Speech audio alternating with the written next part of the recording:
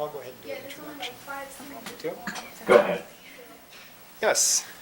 Today we're honored to have with us Professor Melissa Dark, who is Professor and Assistant Dean in the School of Technology, also by courtesy in the Department of Computer Science, and long-standing, founding member of CERIAS? Not quite founding member of CERIAS.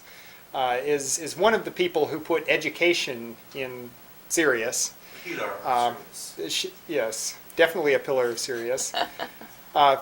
She is also a good example of the value of a Purdue education, having received her bachelor's, master's, and PhD here in the College of Education. So, that's true. anyway, Thanks, Chris. turn it over to Professor Dark. Thank you. Oh, come on in. So I'm Melissa Dark, and I'm a professor in computer and information technology. And I started at CERIAS in 2000.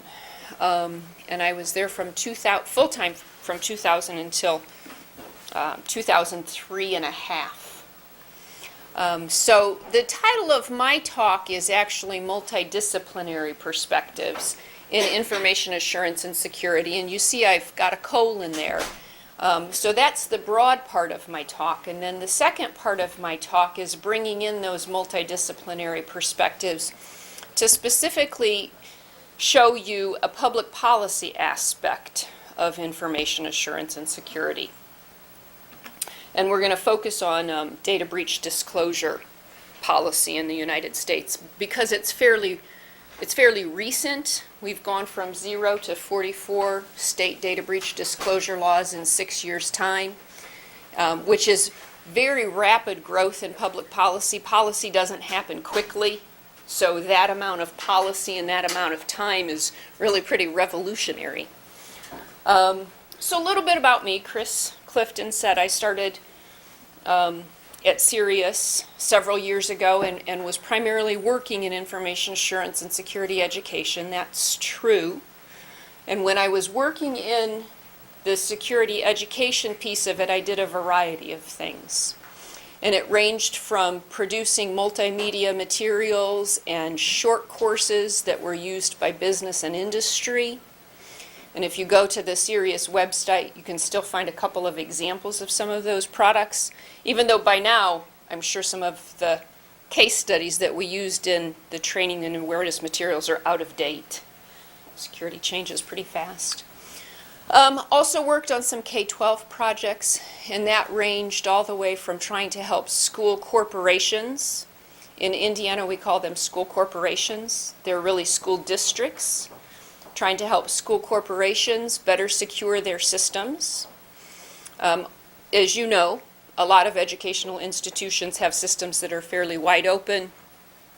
That includes universities. It also includes K-12 school districts. And then a little bit of work in trying to get information assurance and security integrated into the high school curriculum in places where it would make sense. But the majority of my work when I worked in security education was working with colleges and universities from across the country, trying to help them develop programs of study courses in information security. So I had some DoD funding that ran some faculty curriculum development projects, developed over 200 security courses that were integrated into colleges and universities, and after 3 years of the project, it had affected about 10,000 students, and then I quit keeping track of the number of students affected. You can only do that so long. So security education, I think, has been used in a preventative way. And the notion is that if you can better educate people, and by people we could be talking about systems designers, we could be talking about developers, we could be talking about implementers, we could be talking about policymakers, we could be talking about users. So I mean people very globally. If you could better educate people, they would make better decisions. And if they would make better decisions, we would have an improved state of security.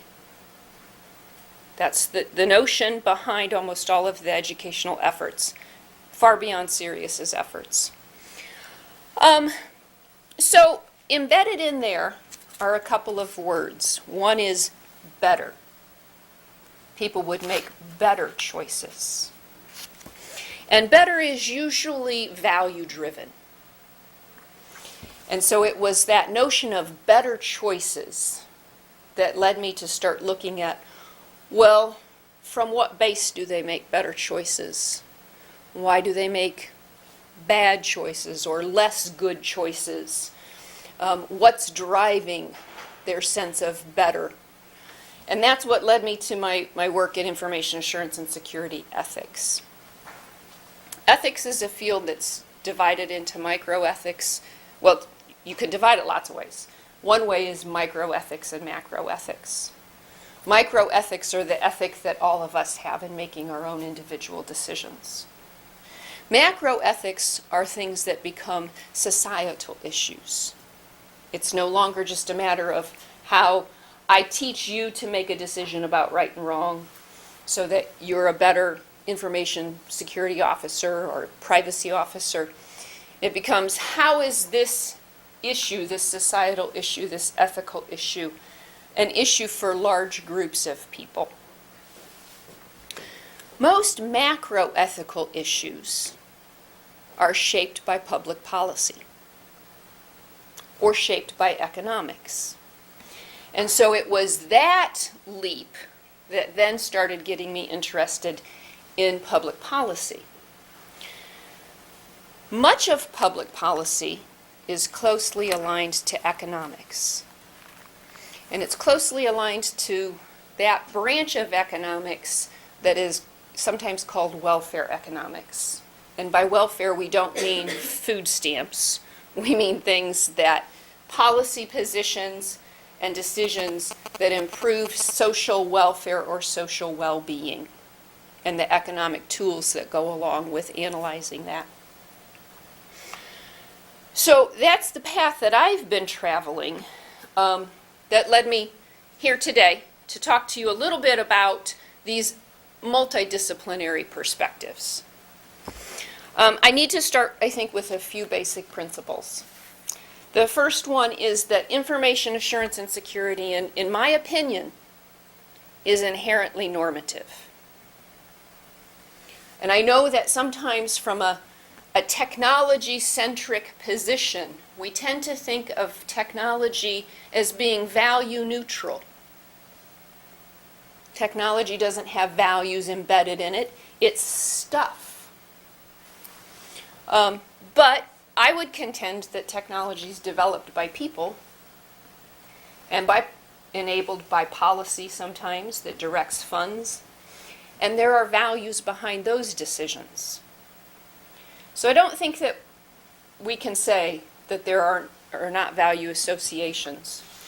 And then when you look at many of the issues that information assurance and security is about, privacy, access, ownership, intellectual property, cybercrime, usually at the intersection of those issues are questions about what ought we do? What should we do? And ought and should are normative words. They're about norms, they're about values. Normative thinking, to just add a little bit more to round it out, can be contrasted to positivistic thinking. You know, the goal of positivistic thinking is to describe or explain something.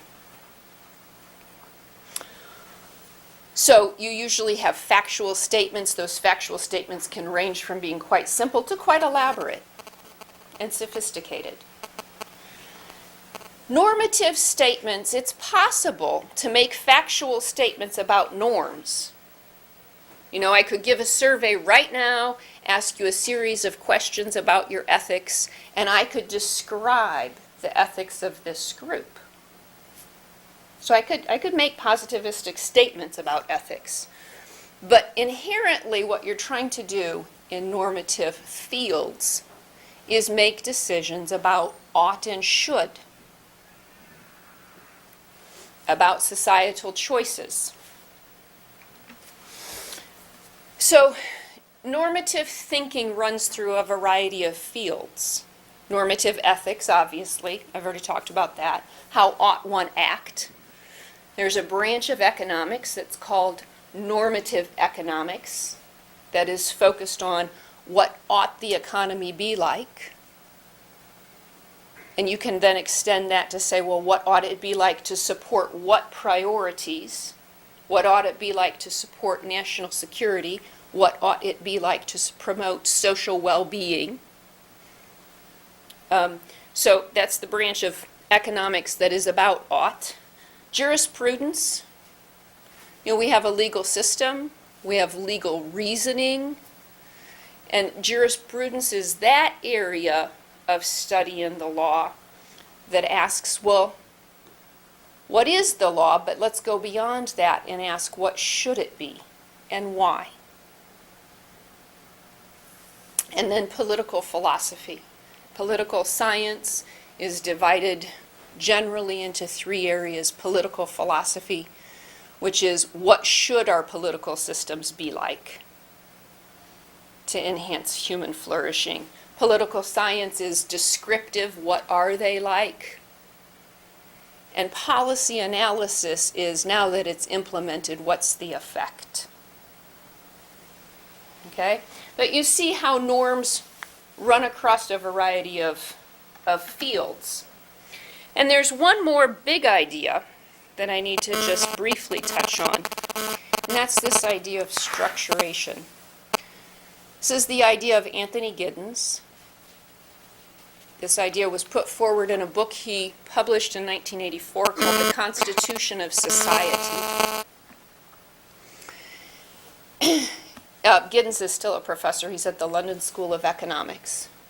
And the big idea here, which turned some of social science on its head, and so that influenced economics, and that influenced policy and political philosophy, law.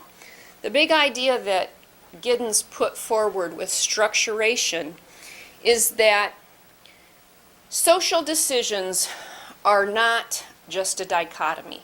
Almost all approaches up to this idea of structuration either looked at agents, how do people make decisions, what drives them, what motivates them, or it looked at structures, institutions. And by institutions, we mean large social structures such as markets, government, civil society, cultures, norms embedded in those cultures.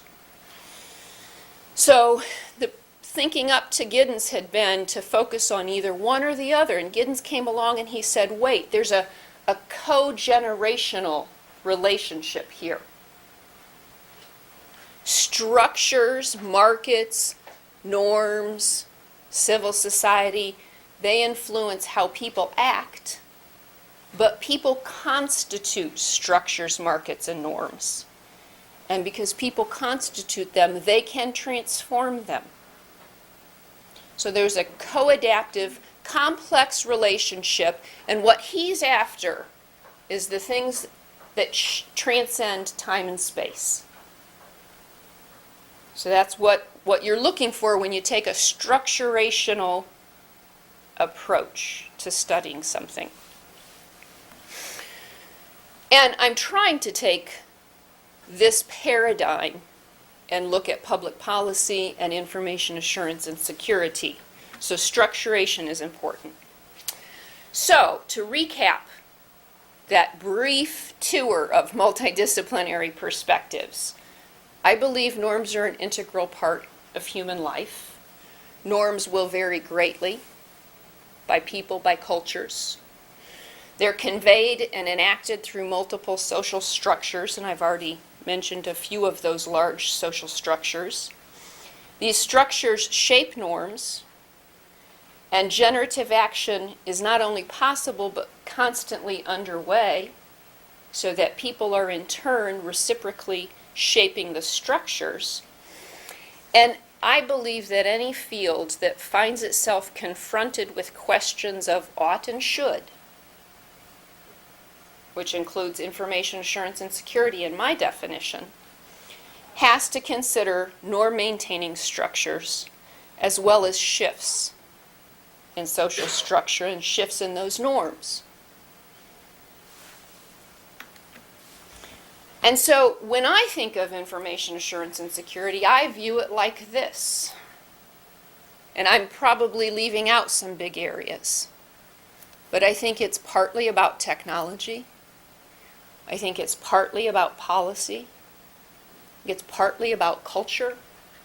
I think it's partly about economics.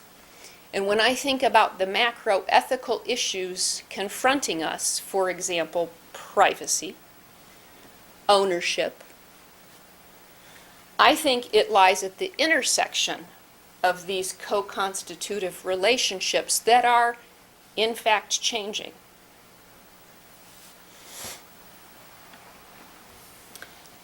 And these are a lot of questions that one could ask. And they're huge questions, right? If you think of information assurance and security in that diagram that I just had up, you could ask things like, well, what is the nature of the relationships among technology, policy, economics, and culture in information assurance and security? How does culture affect what policy gets implemented, and how does that affect the state of assurance and security? How does economics influence what technology gets developed? And how does that influence the state of assurance and security? If you look at policies, public policies, I don't mean organizational policies, I mean public policies. If you look at the public policies that we have, why do we have the ones we have?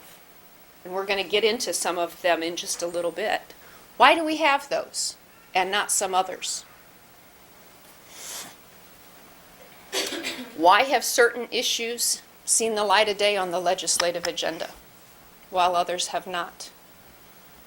Why, given all of the challenges that we are currently having with file sharing and ownership rights to movies, to music, why do we continue to have that policy? Is that the best policy position in 2009? Did anybody go to Robert McLaughlin's talk last night? Scientific Reasoning and the Closing of the American Mind? I didn't either, but it was related to this. So a lot of the position that we have comes out of our long history of property rights in the United States. And so we've tried to extend all of that to intellectual property. And sometimes the extension works and sometimes it falls a bit short.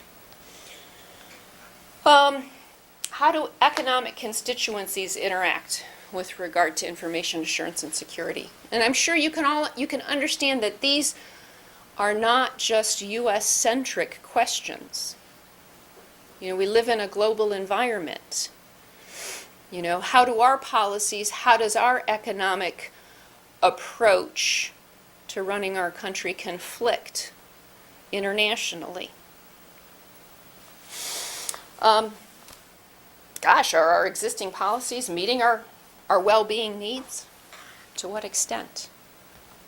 You know, these are huge, huge questions.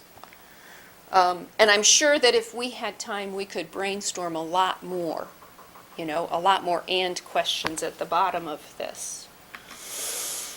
And it's almost overwhelming when you start getting those big questions out in front of you. It's almost overwhelming. So, you know, one always has to start someplace.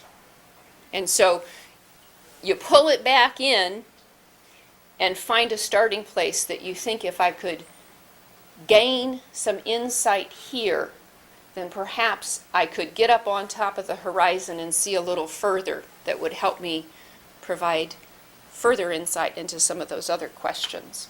So my starting point is data breach. Data breach disclosure, I already mentioned that. Why this starting point? Well, we do have a spate of data breach disclosure laws enacted in the last 6 years in our country. There's some controversy over them, over whether they're the right laws or not. In the 109th and 110th Congress, we had 6 federal preemptive laws die, some of them House bills, some of them Senate bills, on the floor of the Congress. And in the face of all of this legislative activity, we have problems that these laws are intended to produce that are still propagating. One problem is identity theft. Data breach disclosure is partly about identity theft. According to Javelin, in a 2007 publication, 8.4 million U.S. adult victims of identity fraud in 2007. And according to Javelin, those losses totaled $49.3 billion. Now, that might be a high estimate. Poneman Institute came out with a study in 2007 that said the average cost of a data breach was $197 per record. And then the Electronic Privacy Rights Clearinghouse, I went and I counted up. You know how they're always putting the log of records breached. So I just looked at the total for 2008, 35 million. So if we look at the Privacy Rights Clearinghouse and Poneman Institute, and we just take 35 million times 197, and we assume that the cost stayed at $197 for 2008. We won't inflate, okay, just for simplicity. Then losses are actually about 6.6 billion. So losses are somewhere between 6.6 billion and 49.3, big range. And who knows? You know, maybe if we put together some other numbers, we would come up with a different figure. Clearly, there's economic cost to identity theft. So we can start to use the cost of identity theft to look at, well, if we have data breach disclosure laws and they start to reduce identity theft or keep it current, then maybe we can back into some numbers about the benefit, the financial benefit of those laws. Okay? And we're going to come back to this aspect of it. But we don't only have data breach laws for identity theft. We also have data breach because we're hoping to sort of stem the erosion in the tide of our privacy. And privacy, if it's hard to metricize data breach loss, 6.6 billion to 49.3. One question on that difference is the Javelin study, because the Poneman study... Microphone, please. The Poneman study, I believe, was the cost to a company of things like complying with disclosure laws or customer churn after the disclosure. They have a couple of different studies Poneman does. Okay. Yeah. Maybe that's what I thought the 197 came from, whereas I was wondering if the Javelin study was looking at the cost to the consumer whose identity was stolen, and whether that included just identity theft because there was a data breach someplace, or if it was identity theft, maybe because the consumer spouted out their information. And everything that you bring up is a great point. And we'll come back to this at the very end, that metricizing any of the costs and the benefits is extremely challenging in analyzing the policy effectiveness. Agreed. Yeah, it's very challenging. But my point was just that you do see wide ranges. Mm-hmm. And I'm sure you've seen some of them. It's even harder to get your hands around valuing privacy. It's very, very difficult. There's no single meaning, there's no one definition, a few common definitions, and I know you all have seen these definitions over and over again. You know, the condition of being left alone. How do you put an economic value to that? Even if we could put an economic value to it, how would we collect from everybody the value to them and aggregate that to come up with a cost? or a benefit. Would be hard to do. It would almost cost us more to collect it than it, might be worth. Out of public view and control of information about oneself. And I'm sure you've seen other definitions. My point here is just that it's very difficult to value. Some people tend to think that even if you could come up with one definition, that maybe privacy is more than the sum of its parts. And this is the idea of coherentist notions, that together all of these things have interaction effects, and it's those interaction effects that really are eroding our privacy. And that's what we have to try to get our hands around. And I just put up here, just so you know, that not everyone believes that there are interaction effects. There are policy positions that say, no, we don't need unique privacy laws. We have trespass laws, we have property rights laws, and all we need to do is extend those and apply those to the challenges. So there are people you'll run across that have this reductionist perspective. So we needed to just lay a few more pieces of groundwork before I can talk about the study that I'm currently trying to make headway on. Now, there's really no provision for privacy in the U.S. Constitution. We don't have an independent privacy oversight agency. We don't have a comprehensive privacy law in the United States. We have this patchwork. And the patchwork includes the 44 state laws, but includes some other laws. So I wanted to back up and address some of those just a little bit. So the Federal Trade Commission Act was established established the FTC in 1914 with the goal of promoting consumer protection and eliminating and preventing anti-competitive business practices. Section 5 of that act has been used in security and assurance and in data breach. It was used in the Choice Point case. And the act was amended in 2003.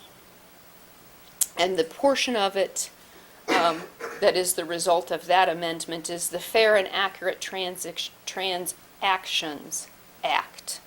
And it specifically is there to provide for the privacy of a consumer's credit-related data. Okay, so we've got one piece. 1974, the Privacy Act. The Privacy Act governs the federal government's information privacy program, the federal government in the United States. Tries to balance government's need to maintain records about its citizens with our need as citizens for privacy. This act came about after abuses of privacy by Richard Nixon. It applies to governmental databases and databases of contractors. There's another government law, you may be familiar with it, FISMA, the Federal Information Security Management Act. It provides for the information security program for the federal government. You've probably seen some of those reports. Blah, blah, blah agency gets a D. They give them grades. Or they used to a couple years ago. Maybe they quit giving grades. I bet you wish people would quit giving grades. It is looking for the development and implementation of programs commensurate with risk. If you have been involved at all in risk analysis and information security, you know that this is a little bit of a slippery slope. We don't have good risk metrics, and now we're talking about building programs that comply with public policy based on those risk metrics. So that's a challenge. It does include requirements for detection as well as reporting and responding. It does include a breach disclosure aspect that became a little bit more specific in 2007. And again, it only applies to government systems or government contractor systems.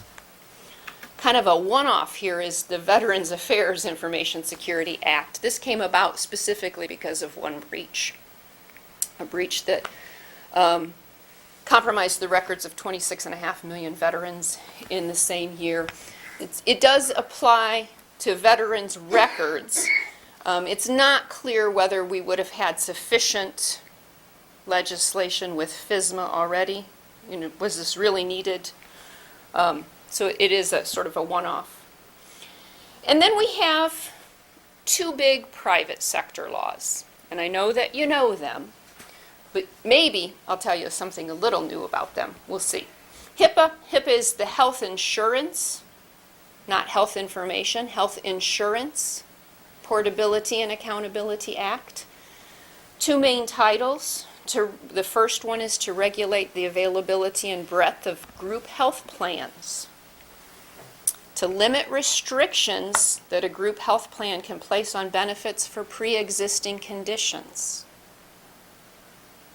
This is largely to allow people to change jobs or to not have to remain in the same job because of fear of losing their health insurance. So, Title II has some provisions for fraud and abuse within the healthcare system. And it is in Title II that you see the administrative simplifications, and that includes the privacy rule and the security rule. But my point is that we really have the privacy rule and the security rule because we needed to have a job mobility law. Gramm-Leach-Bliley Financial Services Modernization Act, 1999. This act repealed part of a former act, the Glass-Steagall Act of 1933. The Glass-Steagall Act prohibited a bank from offering investment, commercial banking, insurance services. So it kept some of our financial services separate. And what Gramm-Leach-Bliley did was legalize mergers on a permanent basis. So it was really a Financial Services Modernization Act. Covered a lot of entities, non-bank mortgage lenders, loan brokers, debt collectors, tax return preparers. And what was going on is people were saying, wait, you're now going to have, one entity is now going to have all sorts of pieces of personal information about me. And so you saw the financial privacy rule and a safeguards rule. The privacy rule is exactly that, a privacy rule. Safeguard rule is similar to the FSMA, which calls for these financial services organizations to have information security programs that do monitoring, detection, prevention, response, and data breach disclosure. And there's specifically in this one a pretexting protection. Very similar story to HIPAA. You saw privacy and information security safeguards being put in because we needed financial services modernization. And that brings us to the 44 state laws. Here are the states without laws, in case you were curious. And there's the trend in when they were enacted. So you see almost half of them in 2006. California, as most of you probably know, was the first in 2003. Alaska's was the last to take effect in January of this year. So these state laws, they pertain to a lot of entities. They pertain to businesses. They pertain to community hospitals that might not necessarily be covered by HIPAA. They pertain to local election boards, schools, universities. And it sort of follows the trend that we have seen in other areas, such as education, where education in our country, public policy for education is largely delegated to states. federal money comes, it comes often in block grants to states, and states make decisions. States set a lot of education policy. And so these 44 data breach disclosure laws have followed that same trend, that in some regards we're a federation of states, and states need to have the ability to govern themselves. That's some of the thinking behind having 44 state laws. There's benefits to that, there are costs to that. So these state laws, they're not the same. There are differences among them. So this further adds to the patchwork, right? We've got the FTC Act, we've got the privacy rule, we've got FSMA, we've got the Veterans Affairs, we've got Gramm-Leach-Bliley, we've got HIPAA, and now we have 44 state laws that have differences. They do have commonalities. All of the 44 state laws include a provision for personal information. All of them spell out notification requirements. All of them spell out notification procedures and a timeline. But like everything, the devil is in the details, and that's where the differences are. There's not a consistent definition across all of them about what personal information is. There's not a consistent definition about a breach, what a breach is. There's not a consistent definition. In some cases, some of them provide safe harbor.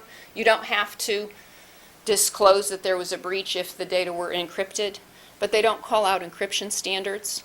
That's left to the, to the judgment of the breached company, agency, entity. Potential risk is not defined. We've already discussed risk is difficult in this field.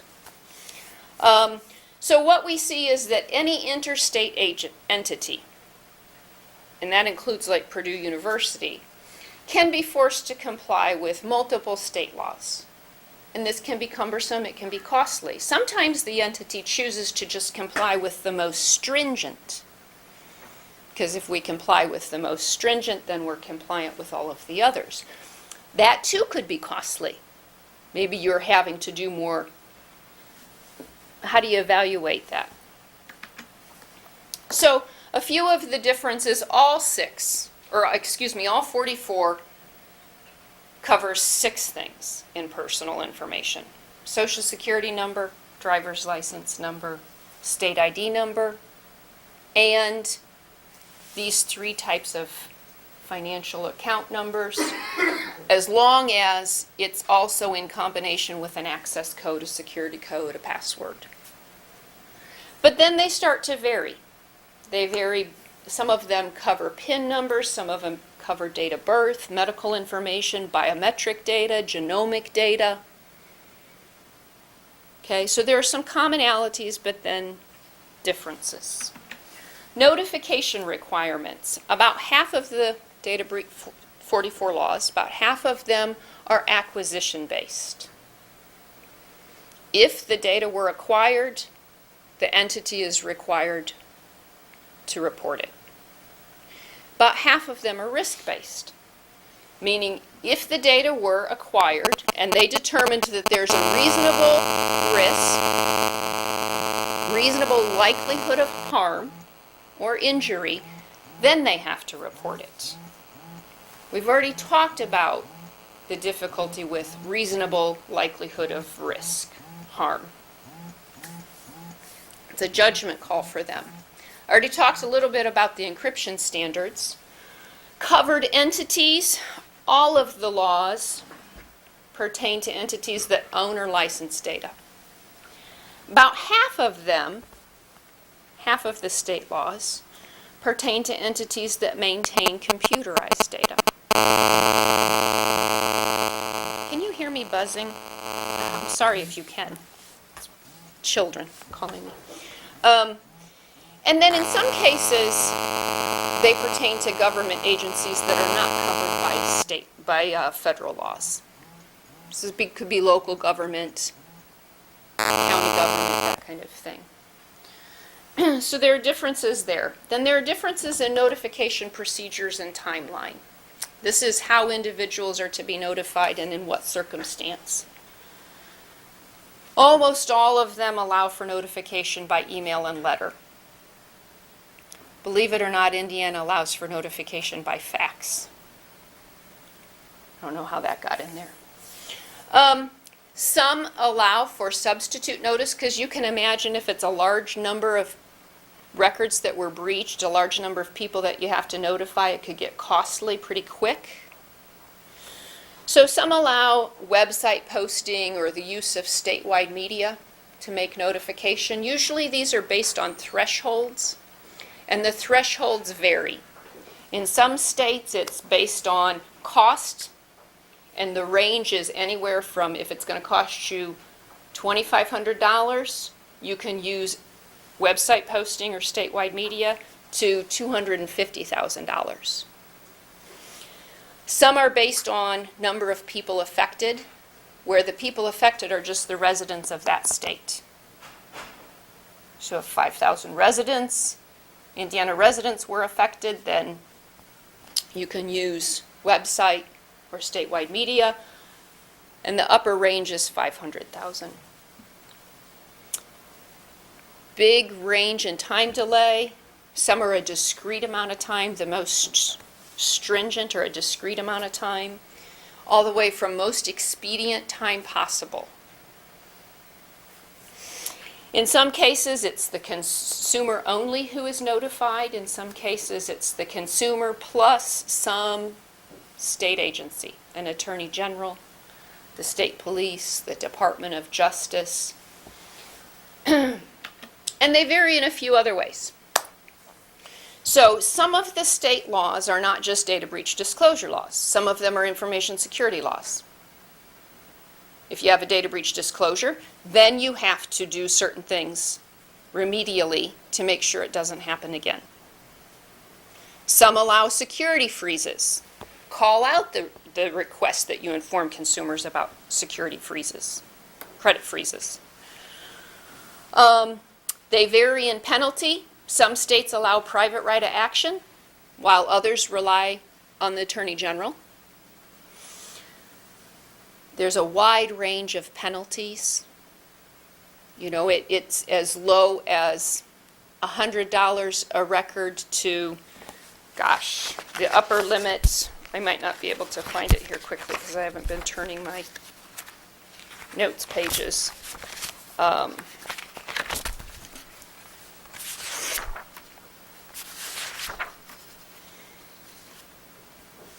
$100 per occurrence, no more than $25,000 adjudged against any one defendant where the defendant is the entity that was breached. To $150,000 as a maximum breach, to $500 per defendant, and $500,000 as a maximum penalty. So again, it's a big range. So the challenge is for these companies, these entities, to try to comply and to try to comply with a number of different laws. But beyond the challenge for companies complying, I think we have to come back and ask ourselves the question, how efficacious are these policies? Are they making an impact on identity theft? Are they making an impact on privacy? And if so, how? Just to add one more piece of information that's important to understanding the data breach disclosure policies that we have. In 1966, the U.S. passed the Freedom of Information Act. This is a sunshine law. Sunshine law is just that. It intends to shine light on an issue. So sunshine laws are usually embraced by democratic nations. They are based upon the notion that a democracy requires open access, it requires citizen participation, and that a right to know is an inherent right of its citizens. So 8 years later, we had the Privacy Act. And I guess I just wanted to point out, we already talked a little bit about the Privacy Act being in response to the problems with the Nixon administration. Both of these laws reflect a suspicion of government, whether it's a sunshine law, which is a positive law, or a Privacy Act in reaction to the Nixon administration. Both of them reflect suspicion of government power. And neither of them really reflect privacy as a positive right. And that's true of the position in the United States. In all of our public policy, we really haven't reflected policy as a privacy right. And I already said this, I just want to repeat it one more time quickly. Privacy in Gramm-Leach, Bliley, and Hippo, they were treated as a means to an end. Privacy has a functional role. We need privacy because we need job mobility. We need privacy because we need financial services modernization. So does that mean if we didn't need financial services modernization or we didn't need job mobility, we wouldn't need privacy? No, I don't think it means that.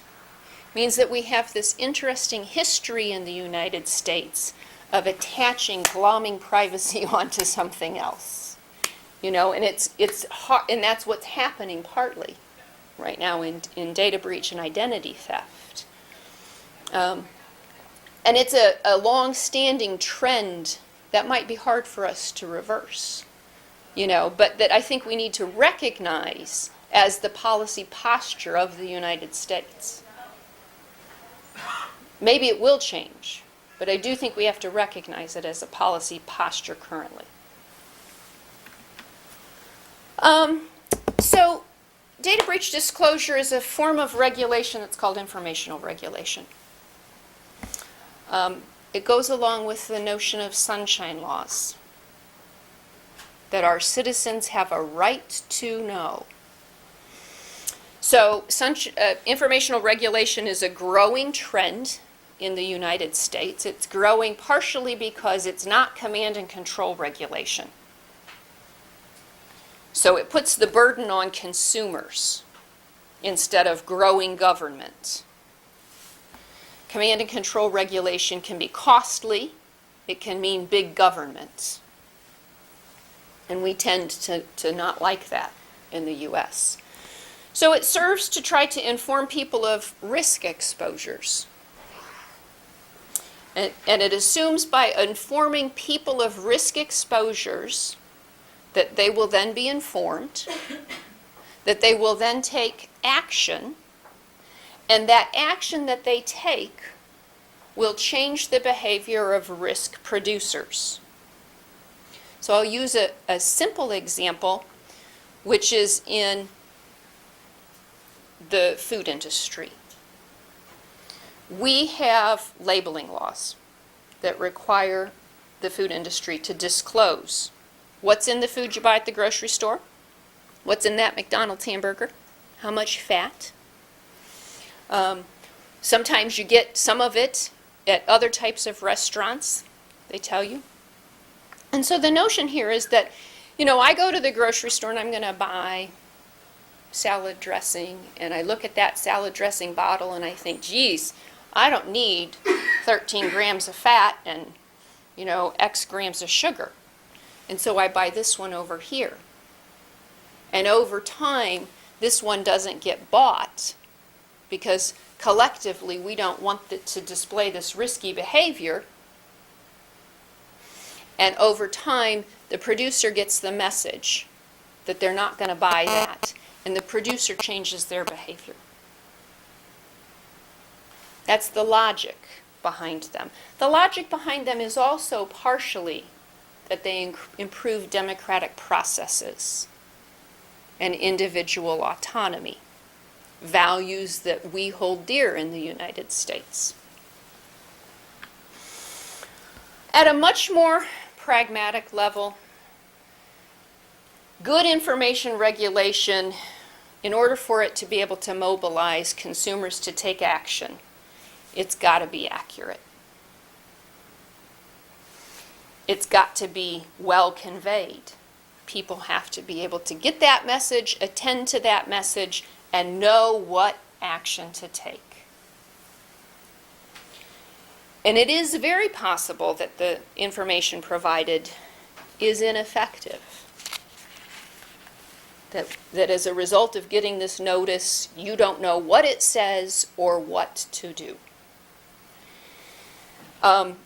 What might happen? Well, people could underreact, they could overreact. And if they underreact, if the first part of the equation isn't working, then the second part of the equation can't work, right? But I think in information security, we have to ask ourselves another question.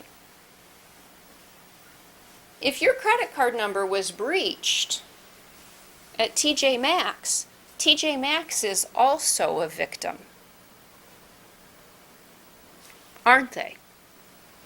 I mean, they could do certain things to put in certain security measures, but they're not really a producer in the same way that information regulation works in the health example, the food industry example I just provided you. So what? So where are we? So where I am is that I'm looking to see, does information regulation work in data breach disclosure? You know, it's supposed to control the costs of government through the use of market mechanisms. Are those market mechanisms working? It's supposed to use market mechanisms to create a competitive equilibrium to shift the economic supply and demand so that we are efficiently allocating our resources in a way that increases our social utility, our well-being. Is that happening? Is it reducing identity theft? Is it causing consumers to act any different? Even if it is causing us to act different, is that really changing privacy erosion? That's a big question, a hard to answer question, I think. So those are the motivating questions. I think these are too big to answer. These are the motivating questions. And where I am in a more practical way is to look at the costs and the benefits of these policies and the consequent social welfare effects. And I'm focusing just right now on Indiana and trying to look at the conditions under which mandatory information disclosure would lead to a reduction in identity theft and an enhancement of privacy. So questions like, do consumers decide to reduce or withdraw from consuming goods and services of a firm that has suffered a breach? There is some, as Professor Clifton pointed out earlier, there is some information out on this, but right now it's coming mostly from a single source. Not a lot of studies. Do investors shun the stock of these firms? What are the costs, to these people? Do consumers react differently toward profit-driven firms as opposed to non-profit-driven firms? Remember that these data breach disclosure laws apply to nonprofits as well. Are there differences in consumer reactions by different groups, demographic variables? So I'm trying to work my way towards establishing indicators of consumer loss and surplus in this area. So my goal today was to hopefully provide you with a different perspective. I don't know all of the topics that you've had covered this semester, but to provide you with a different perspective on information assurance and security research, and specifically one that is public policy focused, based on my view of information assurance and security as being multidisciplinary. And thank you. I went past it, didn't I? Thank you, and if you have any questions, I'm happy to answer them. And I did put my email address at the very last slide, dark@purdue.edu. In case you're interested, have questions or comments for me later. Thanks.